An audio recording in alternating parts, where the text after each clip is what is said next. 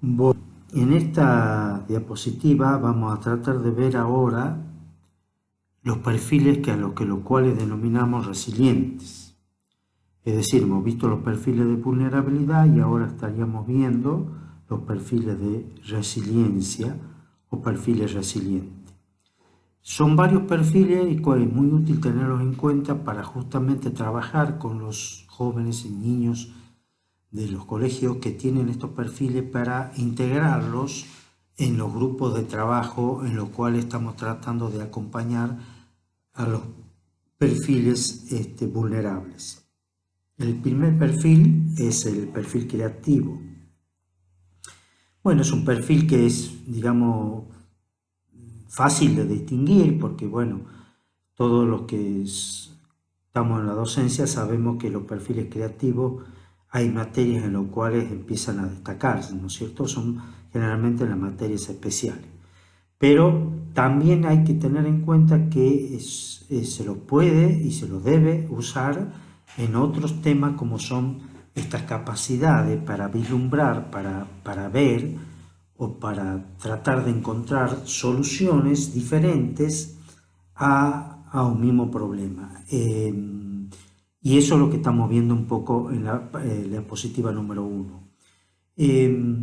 También son chicos que lo notamos si es que no son tímidos, porque si son tímidos y creativos hay que usar otras estrategias, pero si no son tímidos o perfiles evasivos, son, o también melancólicos, que tienden a ser más callados, tienen una característica que es la de motivarse y preguntar. Este detalle muchas veces si se lo pregunta a los padres, ellos dicen que son muy de preguntar, muy de hacer preguntas, capaz que no en grupo, pero ya la familia sí lo puede dar ese dato. Son chicos que a su vez cuando planteamos novedad, es decir, planteamos cosas nuevas, no se ponen tan en alerta, tan a la defensiva como los demás chicos y lo aceptan al cambio, con cierto nerviosismo quizá, pero es un nerviosismo que no los pone inquietos, ¿no? Y lo rutinario en cambio los aburre. Tienen algunas otras características, es decir, no son chicos que se motiven tanto en las cosas cotidianas, lo ya, lo ya conocido, lo ya conocido es como que ya llega un momento que lo aburre. Tienen además interés por otras cosas de la vida, por conocer más el medio ambiente o la música, tienen tendencia al buen humor y hay una característica, es decir, se adaptan bastante a su propio desorden que hace que por lo tanto el desorden no está, no es como un elemento que los pone mal.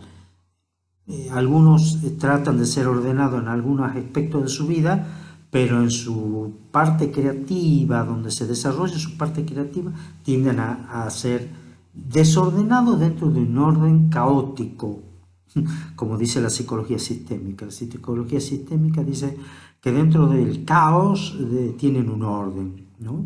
Entonces ellos entienden dentro de ese desorden a dónde están sus cosas.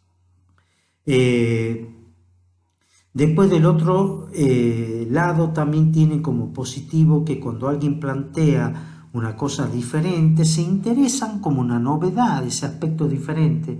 Es decir, son las personas que tienden a preguntar, ¿por qué lo ves de ese lado? ¿Qué es lo que hace que vos veas las cosas de ese lugar, ¿no? Y pueden trabajar, como toda persona creativa, también en varias cosas a la vez, pero hay que tener en cuenta que esta tendencia a trabajar en varias cosas a la vez también se dan en otros perfiles que ya hemos visto de vulnerabilidad, ¿no? Eso también hay que tenerlo en cuenta. Después está el perfil motivacional.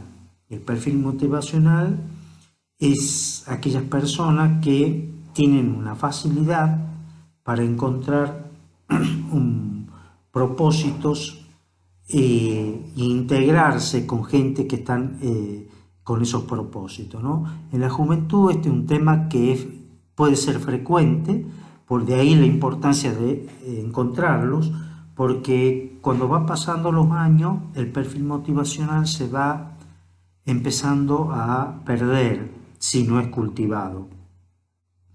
Entonces son chicos que trabajan en propósitos loables, son chicos que cuando uno busca colaborar o salir a hacer cosas, ustedes ven cómo en la juventud responde generalmente a este llamado, a esta convocatoria. El tema es que desgraciadamente como no se lo sigue cultivando al perfil motivacional, hay mucha gente que tiene perfil motivacional y lo van perdiendo. Y eso es muy importante tenerlo en cuenta.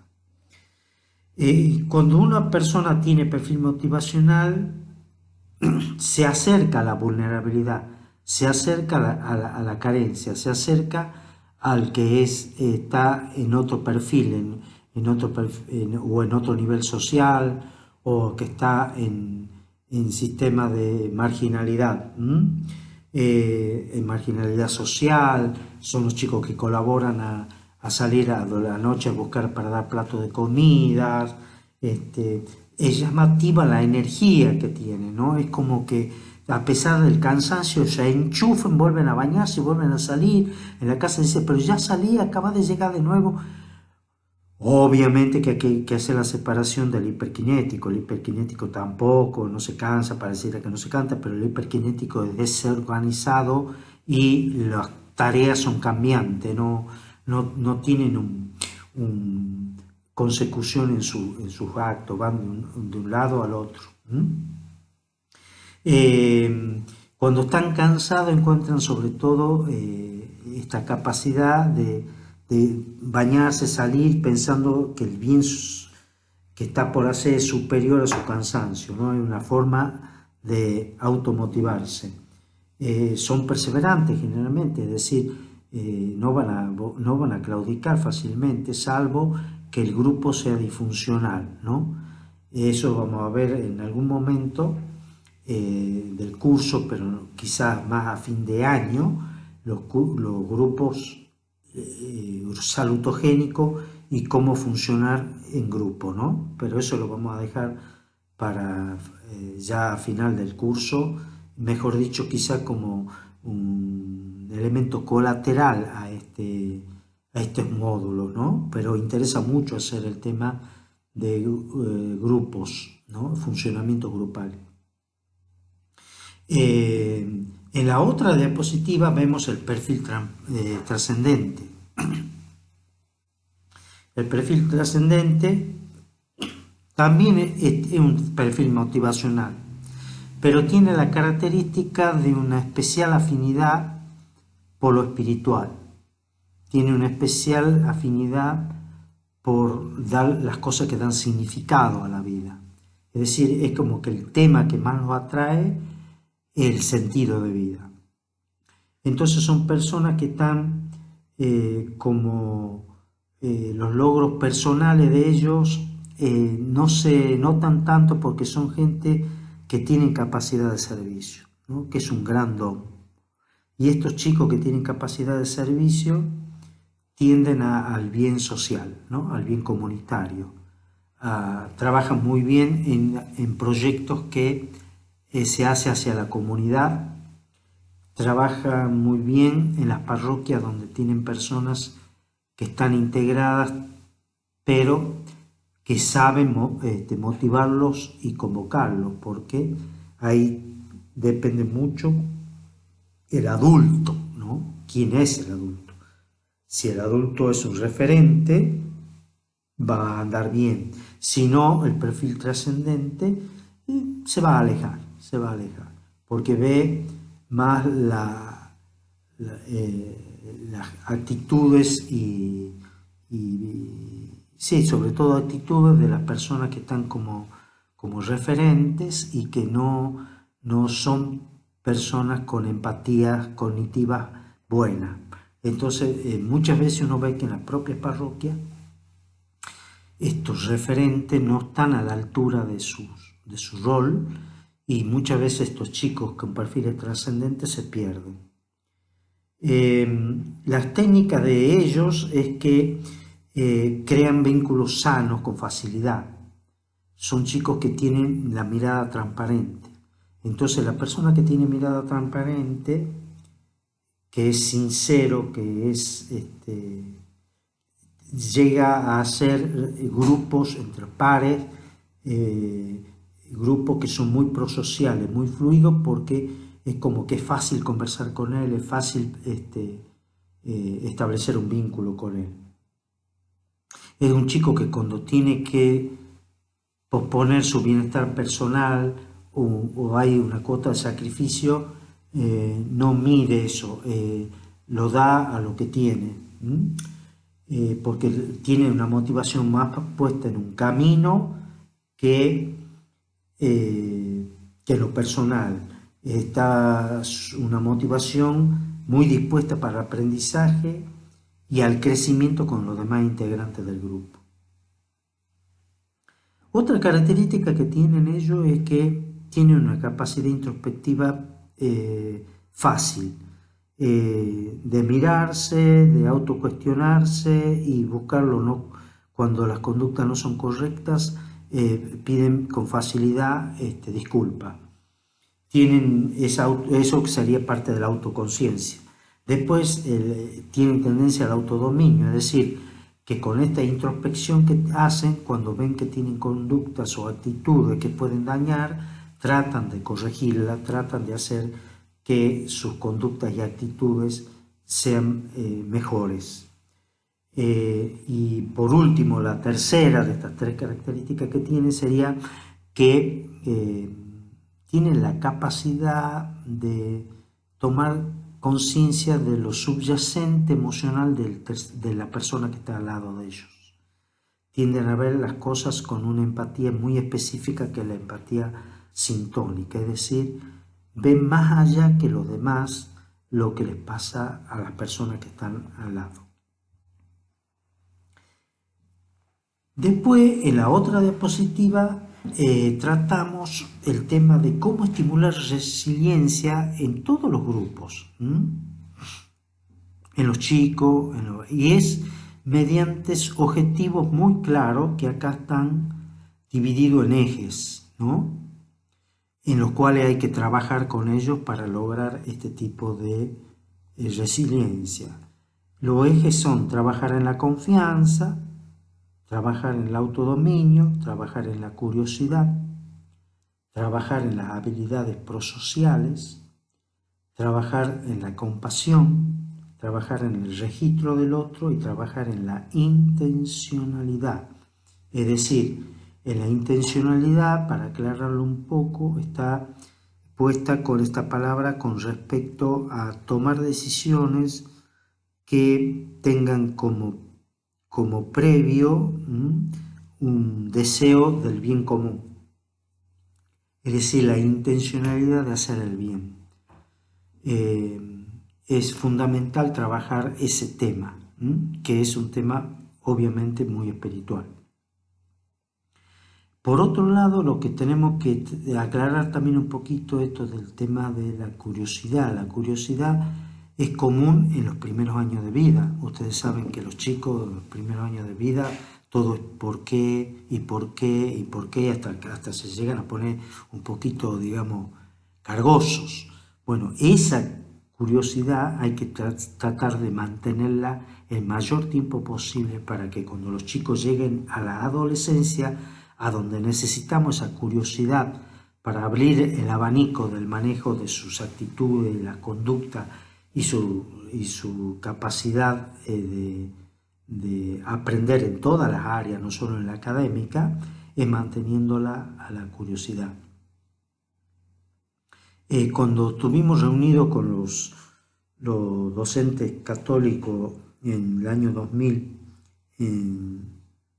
en la UCA, en la Universidad Católica Argentina, había mandado el Juan Pablo II un emisario personal que era Monseñor Pitó. Y Monseñor Pitó, en una de las exposiciones que tuvo en los talleres, nos decía que él, en su largo trayecto como docente, que había pasado también por por colegios de Japón, a donde había aprendido muchísimo para sortear dificultades. Él hablaba mucho de que en muchos aspectos se dio cuenta que había que aprender mucho del pueblo judío. Y una de las cosas que él decía del tema del pueblo judío es que una de las cosas que tenemos que aprender es que un padre cuando su hijo vuelve, cuando vuelve un hijo, nosotros preguntamos cómo te ha ido en el colegio. Y obviamente que vamos a responder bien, que nos van a responder bien. El judío hace otra pregunta cuando llega su hijo del colegio, de la escuela. Le dice, hijo, ¿has podido preguntar algo hoy día, en el día de hoy, a algún profesor? Fíjense ustedes cómo va al centro del tema del aprendizaje, ¿no? ¿Tenés capacidad para manifestar curiosidad? ¿Tenés capacidad para cuestionar y cuestionarte tu saber? Es muy interesante este tema que dio el Monseñor Pitó en esa charla que tuvimos. Después, otro elemento que también hay que, en los perfiles resilientes está el perfil optimista, ¿no? Richard Davidson, que es un neurocientífico, que en YouTube se puede encontrar varias grabaciones de él, ya en 1994 había descrito, o sea, lo cito a la fecha por el tema de que los años 90 daban el preludio de lo que iba a ser después un estallido de conocimiento que es el año 2000, ¿no? Sobre la neurociencia. Él ya en el año 1994 había empezado a hablar de ciertos perfiles que había que fomentar, que había que acompañar, y uno de esos era el perfil optimista. Y son esas personas que a pesar de cualquier cosa que esté pasando, desde algún lugar, desde alguna forma, tienden a buscar la forma y la manera de tener una actitud que sea esperanzada, que una actitud que sea de buscar, como decimos en criollo, el lado bueno de las cosas. U otros cuando dicen, en vez de ver la mitad del vaso vacío, ver la mitad del vaso lleno. Bueno, son términos muy lindos de escucharlo, pero difíciles de aplicar. En cambio, el que tiene perfil optimista tiene la tendencia. No es que está buscando la mitad del vaso lleno, está posicionado en una actitud que busca que eso, que sería la mitad del vaso lleno, tiene un valor tanto en el sentido de vida, como tiene un valor que la misma carencia que está arriba, que sería el vaso vacío, me motiva a seguir agregándole agua al vaso, digamos. Entonces, el perfil optimista no lo ve al vaso vacío, no es que no lo vea al vaso vacío, al revés, al vaso vacío lo toma como un desafío, no es que no lo ve, sí lo ve.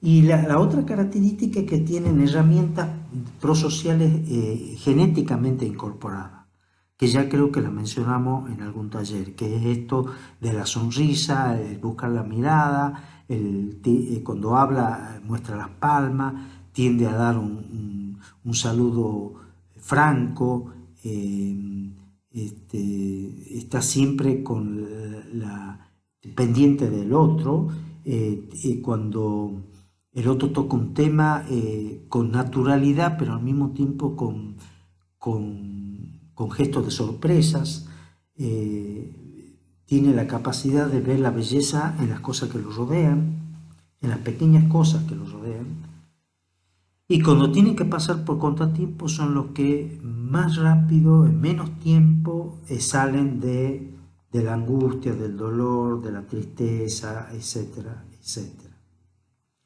Después el otro tema que también tenemos que tenerlo en cuenta es el tema de los padres.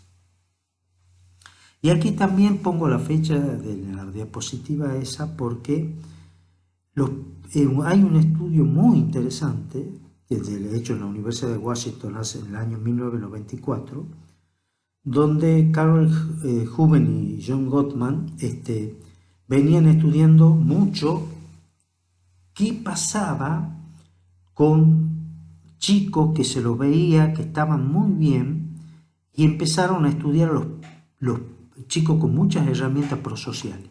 Y estudiando a estos chicos que tenían buenas herramientas prosociales, fueron encontrando que muchos chicos de estos muchos padres, perdón, de estos chicos tenían una característica. Eran chicos que habían en todas las etapas de su niñez y en su adolescencia se habían destacado por tratar de interactuar lo más natural, pero al mismo tiempo lo más adaptativo posible a las diferentes etapas de sus hijos. Y que ellos mismos, o sea, la pareja, a su vez, cuando trataban de resolver sus propios conflictos, sus situaciones, trataban siempre de no agredirse y de tratar de encontrar una solución que retroalimente a la relación y no que dañe su propia relación. Entonces, de golpe, estos científicos vieron que estos chicos, cuando le habían enseñado a modular, es decir, a tratar de no dejar que la emoción altere la relación, sino que al revés trate de retroalimentar la relación, se dieron cuenta que estos padres tenían en común ciertos aspectos que eran estables y armónicas en su matrimonio. Es decir, parejas que tenían la tendencia a estar bien entre ellos, que superar las crisis de la mejor manera posible. Y estas parejas que eran estables y armónicas son las que, cuando llegaba el momento de tener que intervenir para ayudar a los hijos que pasaban situaciones conflictivas, eran las que más eficientes eran con respecto a los grupos testigos. Sobre todo cuando pasan por estas crisis tan comunes en la adolescencia. Entonces, de golpe, se veía que estos padres que tenían estas parejas más estables y armónicas eran las que más capacidades tenían para acompañar a los hijos. Otra cosa que decía este estudio y que no está en la diapositiva era que estos padres tenían una rica vida espiritual, cual sea su religión, ¿no? Y con respecto a los niños y jóvenes, Higgins también en las décadas así del 90 ya había descrito a los jóvenes que se podían considerar resilientes. Y este listado que está aquí en esta diapositiva es linda para hacerle una tabla, ¿no? Porque con la tabla hecha con estas mismas elementos que están en esta, se puede hacer una tabla buscando qué chicos del curso, qué chicos del grupo tienen estas características, ¿no? Y porque él le decía, son personas que, además de ser socialmente competentes, tienen habilidades para la vida, para determinadas condiciones, no a todas, sino algunas de estas habilidades. Una es el pensamiento crítico, es decir, esta capacidad de poder ver el tema desprendiéndose del problema, no poniendo carga emocional, sino desprendiéndose del problema y tratando de ver con la objetividad, pero no totalmente objetivo, sino en el sentido con la objetividad de que no me permita concentrarme si las emociones son fuertes, ¿no? Después la capacidad de resolver problemas. Esta capacidad de resolver problemas sería, en verdad, lo que yo antes describía como la capacidad de que cuando haya un problema, mi actitud no sea de angustiarme ni de ponerme nervioso, sino de tratar de tomar distancia y verlo al problema como un desafío. En la medida en que logro hacer esa conversión en mi mente, la parte, digamos, dramática del problema empieza a deshacerse y va quedando como los esquemas de un problema que hay que tratar de resolverlo. Y si a eso le uno que sé pedir ayuda, ya tengo todos los elementos para ser capaz de resolver los problemas, ¿no? El otro es tomar otra característica, vuelvo a insistir, algunas de estas características, no tienen que estar todas, es de tomar iniciativa, ¿no? Esta cosa que tiene que ver también con la capacidad de ser natural y la de espontáneo, ¿no? La espontaneidad esa que tenemos de niño, ¿no? Que uno siempre usa como ejemplo al tema del Chavo cuando habla con la chilindrina, que el Kiko, que querés que yo hacía esto y que vos hacías aquello. Esa capacidad de iniciativa está muy anclada a la motivación y a la espontaneidad. La otra, que está en la diapositiva, hablada como iniciativa en el cambio social, es una de las tantas iniciativas, por eso remarqué la palabra iniciativa. La iniciativa en el cambio social, es decir, esta capacidad de rápidamente ocurrírsele y tomar cartas en el asunto, lo vemos mucho en los chicos en las pastorales de salud, en las pastorales comunitarias, en las pastorales sociales, ¿no? Esa capacidad de tener iniciativas. Son chicos que también tienen del perfil del trascendente, es decir, tienen esta facilidad para tener un sentido de fe, de religión, ¿no? Es muy importante entonces poder hacer quizá un esquemita para ver si hay chicos que tienen alguna de estas características de las personas resilientes. Y bueno, con este tema, que sería también los perfiles resilientes de la primera diapositiva, ya es como que llegamos a la finalización de esta grabación, ¿no? Entonces, esta grabación le queda ya como un material para estudio que va a llegar a ustedes por correo. Muchísimas gracias y hasta otra oportunidad.